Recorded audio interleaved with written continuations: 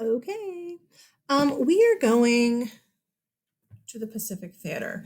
In your notes, I don't know why I have that highlighted. In your notes, here's all the Nuremberg trial stuff. Okay. The end of the European theater. And now we go to the Pacific Theater, which means the whole thing with Japan. Okay. This doesn't last as long. There's not as much like ideology and like why they did what they did behind it like there was with Hitler. And the numbers aren't going to be near as big. Okay. That being said, please remember that this and the German thing are both happening at the same time. Except this doesn't actually start until like 1941. Well, sort of. The actual war doesn't start until 41. Japan has been busy. And if you remember, the last time that we looked at Japan, this is what they've been doing. They have been building themselves an island empire, which will include China. That's their goal. Okay.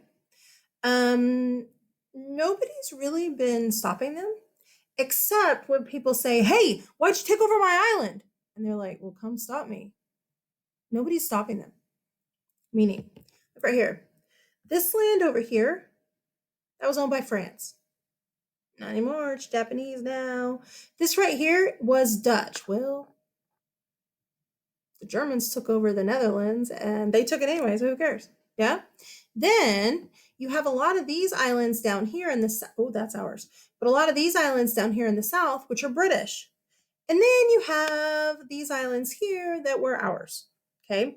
Japan also takes a little piece of Russia up here. Guys, we are like, hello, England, France, they're taking your islands. Do you see them? And England's like, America, hello, we're fighting Hitler. Because the whole thing with Hitler starts in 39. Guys, everybody's not, or wait, I said that weird. Nobody's really focused here because two reasons. First of all, it's the Great Depression. And again, England's like, you know what? If they take our island, here, Palau, that's their business because we can't afford to like feed those people anyway. It's the Great Depression. The other issue is once World War II actually starts in 1939, well, England and France are busy. England's fighting Germany. France is taking over and fighting Germany. The Dutch are taking over and resistances are fighting Germany. It's just us. And England's like, America, if you want to do something about it, do something. We're busy. We're like, okay, we'll provide China with some stuff and we'll see if we can help China fight Japan. Well, that doesn't work.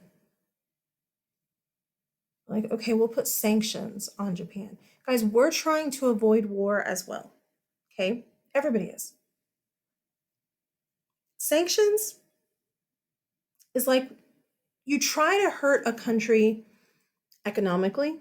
Like we hear of a lot of sanctions today on like Iran and stuff. Okay. You'll stop trading with them or you'll put extra taxes on their goods or something. You want to try and hurt them in another way that isn't necessarily like war, but to get them to stop doing whatever it is that they're doing. Does that make sense? So we put some sanctions on them. We stopped trading some stuff with them, primarily oil. Okay, look at Japan. It's very small. They don't have like any oil reserves. They got almost all of their oil from us. Not all of it. I think some of it was Chinese or whatever. But they got almost all of their oil from us. And they're like, jerks, we had a deal with you to trade oil. And we're like, well, you're taking over our what are those called? Islands. The Philippines, Guam. Like those are ours, man. And you took them.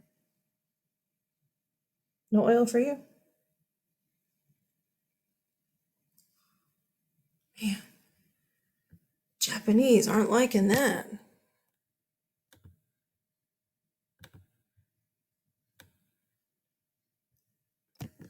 Yeah. Okay, the attack on Pearl Harbor. What is Pearl Harbor? What is it? It's part of Hawaii. Here's the thing. Do you know Hawaii wasn't even a state yet? Hawaii doesn't become a state until like the 1950s.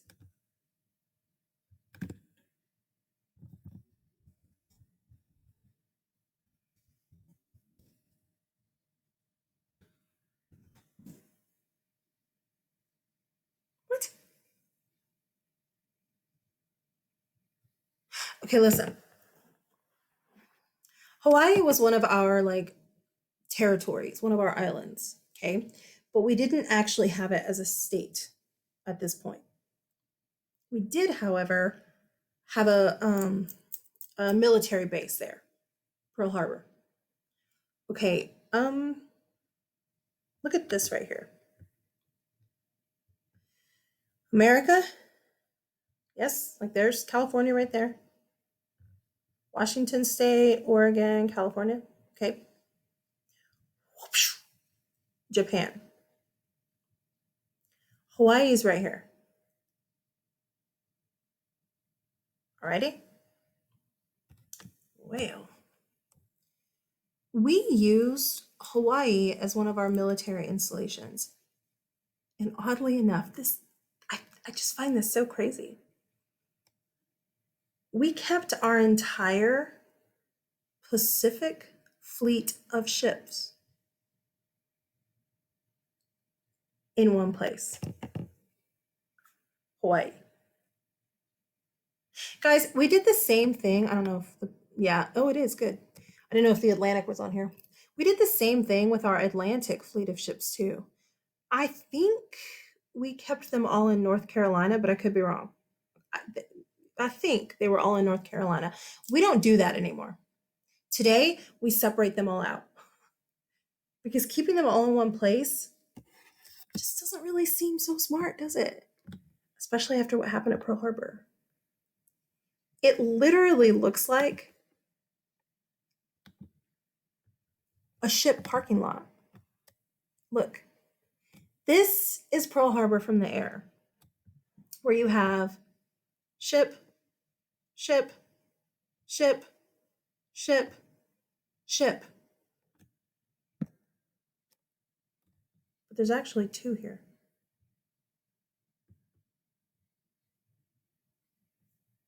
Look back here.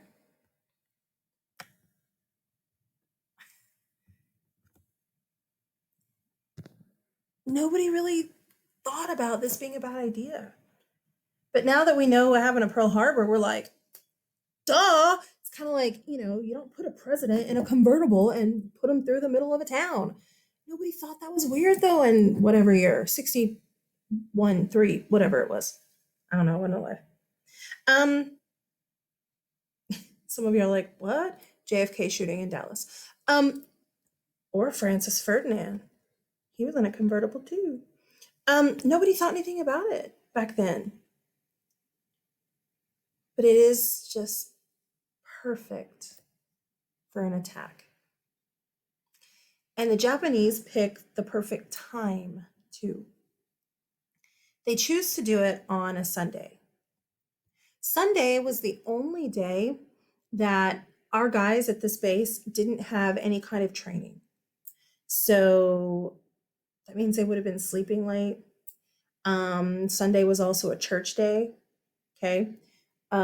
So you either had men going to church or you had men sleeping late at about 8 o'clock in the morning when they attacked.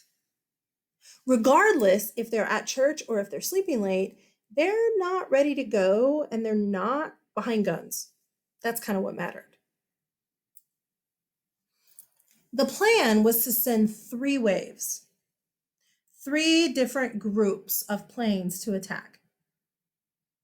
I really think they only sent 1. They may have sent 2, I don't remember, but I know they didn't send all 3. That's for sure. We were hurt enough. Guys, in like 2 hours, we lose about 2,000 people. Our Pacific fleet is just trashed after this. I mean, literally, they can just fly over this and go pshoo, pshoo, pshoo, pshoo. That's my bomb sound. And they can just drop bombs and like destroy these ships. They hit our I gotta get off my shirt. They hit our what's it called? Plane, the field, the landing strip thing, so that our planes couldn't easily get up. Yeah, they hit all of the military installations. Now, let's give them credit where credit's due. They didn't hit any civilian places. That was nice. But they did totally nail our military places here. Just nailed us. Now listen, every year there's some kid who's like, "Do you know, miss, we knew that they were going to attack us and we didn't do anything about it." Whoa, whoa, whoa, whoa. Wait. We did know that Japan was being sneaky. There were coded messages being sent around the Pacific Fleet, their fleet of ships. We had intercepted some. We didn't know what they were doing and when they were doing it. In fact, we were able to decode the thing not too long after Pearl Harbor. I mean, I'm not talking about like hours after, but I mean, I don't know, a day or something later, we were able to decode and we were like, so, I mean, we knew that they were being sneaky. We knew that there were coded messages being sent around. Yes. Okay. Well, I know the coronavirus is in the air somewhere. Where is it? I mean, I understand that kids are like that. They didn't do anything about it. Well, they were trying to figure it out. Again, it's easy for us to look back that what is it? Statement hindsight is 2020. It's easy for us to look back and be like, "Well, duh. We got all of our ships there." We didn't think about it at the time. So, here are a couple of the really famous pictures. Oh, I didn't hit the button. Of Pearl Harbor. This is a famous one. And sometimes you'll see it like they've colorized it. But this right here is one of the ships going boom. And then this one is another famous one that you always see. Right here. Where one of the ships is already starting to tilt and sink. I don't know if I put 18 ships. Okay, I wasn't sure if I put the actual number. So we lose several ships and about 2,000 people in about 2 hours. In fact, it was such a, I don't know, massive attack that the guy in charge, oh, hold on. The guy in charge, we'll talk about him in a minute. He actually said, "No, don't do another round." We got him. Supposedly, he even said, "I fear we've awoken a sleeping giant." Ooh. And I don't have his name on here. He's on your vocab though. Wow, I'm really surprised. He's on your vocab. Uh, I'm pretty sure he's on your vocab quiz too. Surely I have a picture of him. It's right here. Familiar from your vocab? Hideki Tojo. Hideki Tojo. Here he is. This is actually the picture. I'm positive. It's hard because I do AP and the other. So it's like, maybe this is in the pre-AP stuff. But that's him right there. Okay. He's the prime minister, not the emperor. They have an emperor, but he rules. But he's the prime minister, but he's also the general. And he actually, like, I don't remember the whole story. He resigned shortly after Pearl Harbor. But regardless, that's him. This is Pearl Harbor today. Do you see this up here? That is the Pearl Harbor Memorial. This right here. You can take a boat, ship, whatever, out, get here, and then you can go in and you can like walk in this thing. And it's like a museum and a memorial kind of all in one. Do you see underneath it? In the water. A real faint line right here.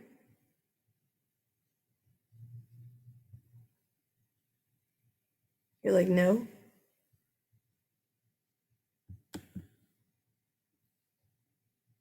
This is it up close.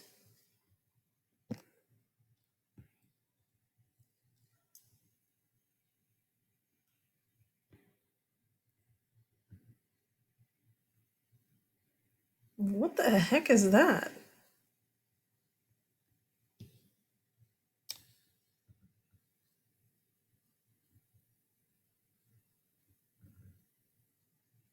It's the Arizona.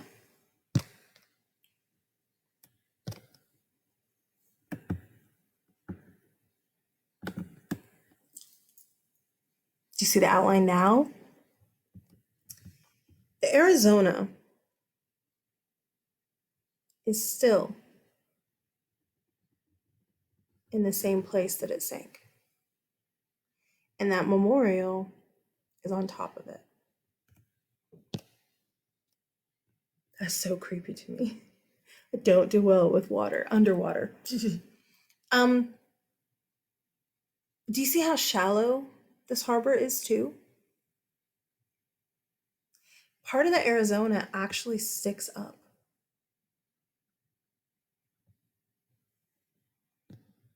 The Arizona still leaks a little bit of oil sometimes. I always get asked, what about the people? Did they are they still in there? Mm-mm. This was 1941. Bodies decompose much faster in water, in wet areas. Um, the bodies are gone. Even if, let's just say, they didn't decompose faster, which they did, but let's just pretend. Fish would have eaten them. The bodies are gone. I believe people can be buried, like their ashes, I believe.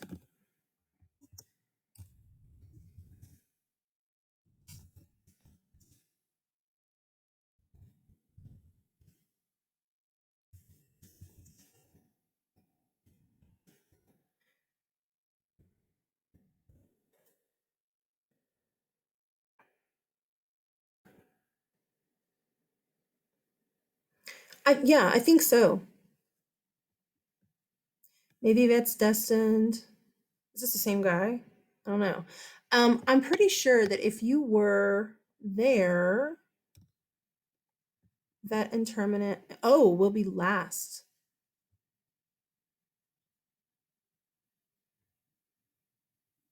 Will be the last.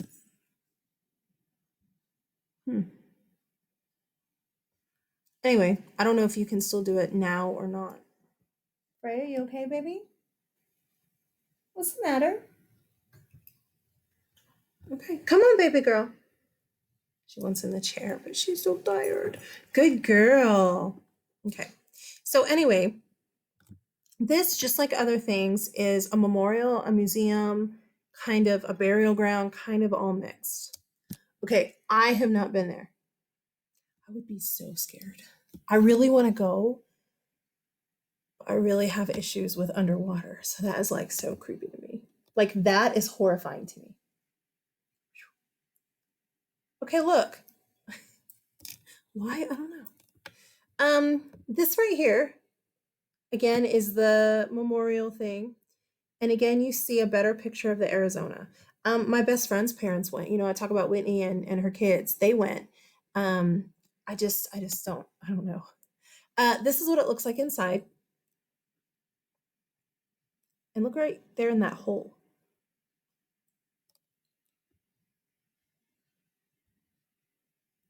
You can look over and see the Arizona right there. I don't know if I could do that, you guys. I'd let my whole family look at that while I go back and read the names. That's what I would do.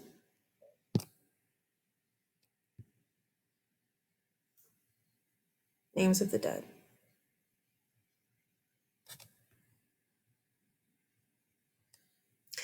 One of my kids asked one year if you were there but you lived and then you died later, did you get your name? I mean, I doubt it because it says that these were the people on the Arizona. I don't know. Like, I don't know that there's anywhere to add a name. I don't know.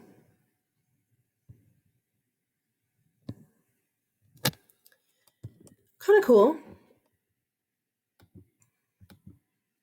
Okay. That is here, Hawaii. Okay.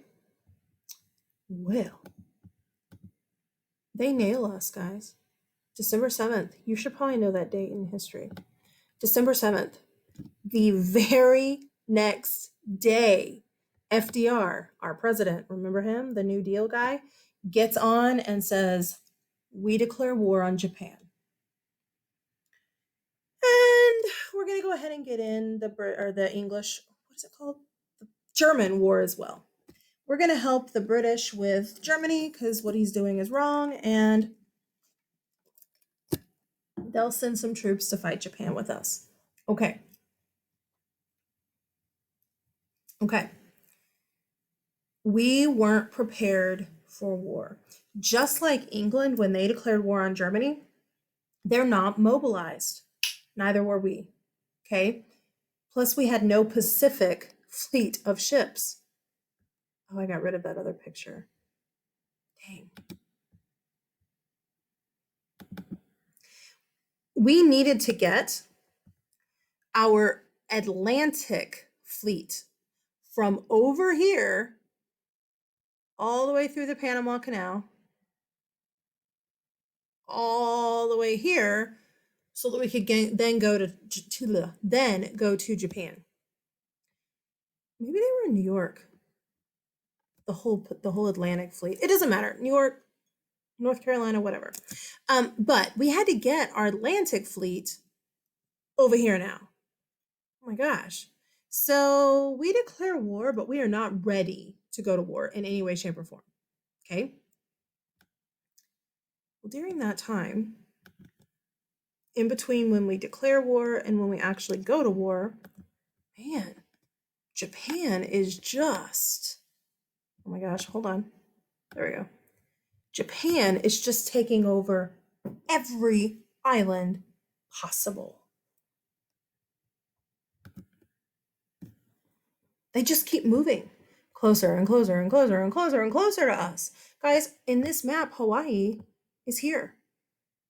Well, that means California is like right here. I mean, they're getting closer to us, and they just attacked us. Yeesh. Okay, we did send an attack.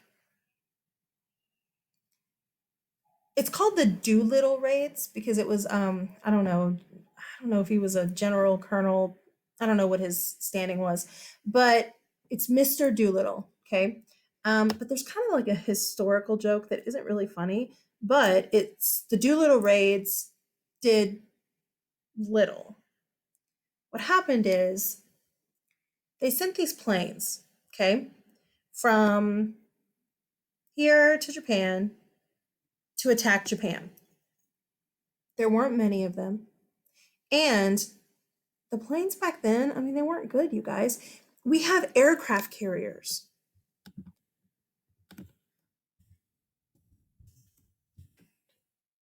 That's sea ships. I know you've seen them. These things, they carry airplanes.